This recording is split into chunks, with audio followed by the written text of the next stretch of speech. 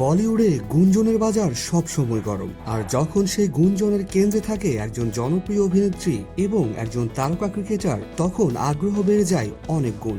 এমনই একটি চর্চিত জুটি ছিলেন হার্দিক পান্ডিয়া ও এশা গুপ্তা। অনেকদিন ধরে শোনা যাচ্ছিল দুজনের মধ্যে গভীর কিছু চলছে, তবে এতদিন এই বিষয়ে কেউই মুখ খোলেননি।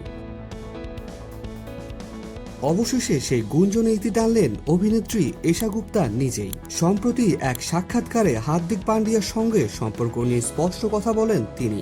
সাক্ষাৎকারে প্রশ্ন করা হয়, আদৌ কি হার্দিকের সঙ্গে প্রেমে ছিলেন তিনি?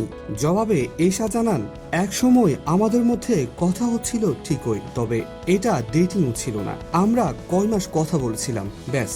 সম্পর্কে সেই অংশটা হতেও পারে নাও হতে পারে, পর্যায়ে গিয়ে শেষ। আমাদের দেখা হয়েছিল এক বা দুইবার, এর বেশি কিছু নয়। এশার কথায় বোঝা যায় সম্পর্কটা একেবারে প্রাথমিক পর্যায়ে ছিল এবং তা পূর্ণতা পায়নি। বিয়ের সম্ভাবনা নিয়েও প্রশ্ন ওঠে। সেক্ষেত্রে অভিনেত্রী বলেন, হয়তো এমনটা হতে পারত, কিন্তু আমার মনে হয় না এটা হওয়ার ছিল।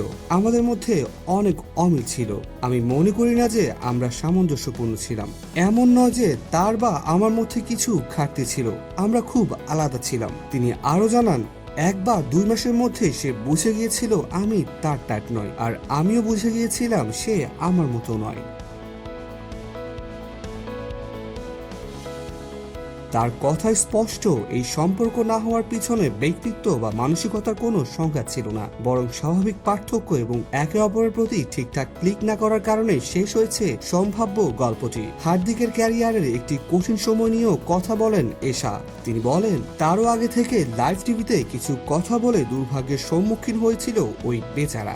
যদিও ততক্ষণে আমরা কথা বলা বন্ধ করে দিয়েছি। সম্ভবত ইঙ্গিত ছিল হার্দিকের অতীত বিতর্কের দিকে, যা সম্পর্কের সম্ভাব্য ভবিষ্যতেও প্রভাব ফেলেছিল। চলচ্চিত্র জগতে এশা গুপ্তার যাত্রা হয়েছিল বলিউডে চমক দেখিয়েই। জান্নাত 2, রাজ 3, রুস্তম, বাদশাহ, টোটাল ধামাকা সহ বেশ কিছু সিনেমায় দর্শকপ্রিয়তা অর্জন করেন তিনি, কিন্তু তার ক্যারিয়ারের গতি খুব বেশি দূর গড়ায়নি। এরপর বলিউড থেকে একটু দূরে সরে গিয়ে তিনি নিজের জীবনকে নতুনভাবে গুছিয়ে নিতে শুরু করেন। বর্তমানে স্পেনে বসবাস করছেন এশা এবং সেখানে নিজের ব্যবসা শুরু করেছেন। হার্দিক পান্ডিয়ার সঙ্গে সম্পর্কের গুঞ্জন ছিল, কিন্তু বাস্তবতাটা ছিল ভিন্ন। একসময় যোগাযোগ হয়েছিল, কিছু মুহূর্ত ভাগাভাগি হয়েছিল, কিন্তু সম্পর্কের জাহাজ তীরে ভিড়েনি। এশা গুপ্তার স্বীকারোক্তি সেই সমস্ত গুজবের অবসান ঘটালো।